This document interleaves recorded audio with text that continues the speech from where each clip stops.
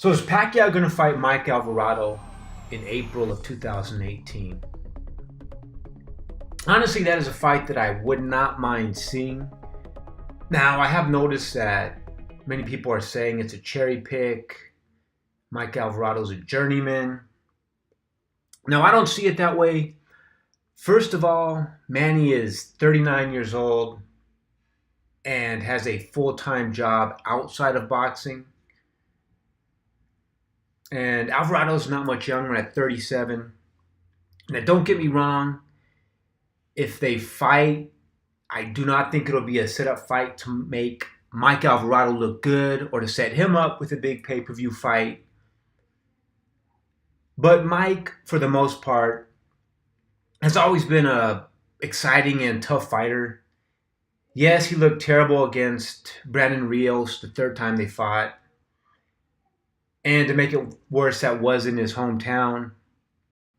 I, however, think that the people who handle Mike's career or made decisions for him made some poor choices. I'm speaking inside the ring. Obviously, outside the ring, Mike seemed to make terrible decisions all by himself. I think it was in the second Rios fight where he was supposed to be preparing for the fight and he was in a bar and got cut in the face and the neck or stabbed in the neck and the face or whatever it was. And then while preparing for their third fight, he got arrested like at 4 in the morning, I think it was, or and all these other crazy things that he does outside the ring. So definitely he's made his own poor choices outside the ring. But as far as his career, he started off strong and he was undefeated until he fought Rios the first time, which was a semi-controversial stoppage. And one thing that I think is also impressive is that Mike didn't actually start boxing until I think he was like 19 years old. He apparently had a pretty good wrestling career. I think he was like undefeated and won, at least in high school, he was undefeated and pretty successful at that, and then just jumped into boxing after he graduated high school. I think back to his decisions inside the ring, or whoever set his fights up. He had 2 very tough fights back to back against Brandon Rios. Obviously, he lost the first time, came back, avenged his loss. But then he jumped into the ring with Ruslan Provodnikov. Now, in my opinion, it looked like Mike was actually having his way with Ruslan, but he got a little too cocky, and Provodnikov continued to hunt him down, finally caught him, and pretty much just continued to beat him and punish him until Mike couldn't go any further. The way I see it, that was, at least in Mike's mind, from what I saw, that was his first actual loss. I don't think he actually believed in his heart he lost to Brandon Rios. The ref did stop it. His hands kind of did look up. But there was no question. Ruslan just dominated him to the point where Mike couldn't even continue. And plus, I think between one of the rounds, Mike even headed to the wrong corner. He was just out of it.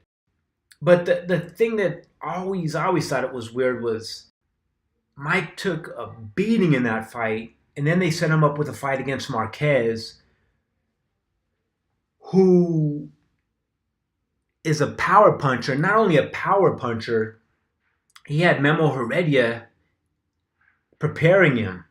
We always hear Joel Diaz say that he feels after the Ruslan fight, Tim Bradley was never the same. Ruslan, he can take a lot of punishment and he's always in your face, giving it right back. So anyways, I think after that fight with Ruslan, Mike Alvarado was mentally and physically damaged. And having him jump right in there with Juan Manuel Marquez was a bad decision. Yes, they both were able to knock each other down. But, his faculties could have been shot at that point. And in my opinion, Mike should have taken a less competitive, less powerful, less skilled fighter after the Ruslan fight. He fought Rios twice, which were 2 very difficult fights. Then the Ruslan fight, he really got pounded on. And then after the Marquez fight, I mean, he really went through 4 tough fights. I understand that, in his position, getting a payday, I don't remember what it was. I think it was like he got like 800,000 or something to fight Marquez. So you can't blame him on that aspect for taking it, but you would like to think someone in his corner would have tried to get him an easy fight first after, after getting severely stopped, or actually stopping on the stool against Provodnikov. And then we all saw the third Rios fight, which was absolutely terrible. Again, I think that was a fight that Mike got arrested while he was in camp, and it was just he didn't prepare, and it was a terrible fight again in his hometown, so that makes it much more difficult for him. However, at this point, it does look like Mike has put together a string of victories, and maybe this Pacquiao fight is a good way for him to cash out and put on an entertaining fight for the fans. Anyways, I don't see this as being a boring fight. I mean, I can't imagine Arum bringing in Mike to actually beat Manny, unless, of course, he's hoping that if Mike were to beat Manny, he could throw him right in there with Terrence Crawford and promote it as the last guy who beat Manny or whatever he wants to do. But, it should just be a good fan-friendly fight. I'm not really hating on it. I see a lot of other people are, but to me, I mean, like I said, Manny's nearly 40 years old. Boxing does not seem to be his top priority, at least at this point in his life. And as much as I support Manny, I don't really want to see him fight people like Errol Spence, especially if he's not putting his all into the training camps. So without properly training, he could seriously get injured against fighting someone like Spence or any of the other top welterweights. So I wouldn't mind seeing this fight. Let me know what you guys think. Take care and have a great day.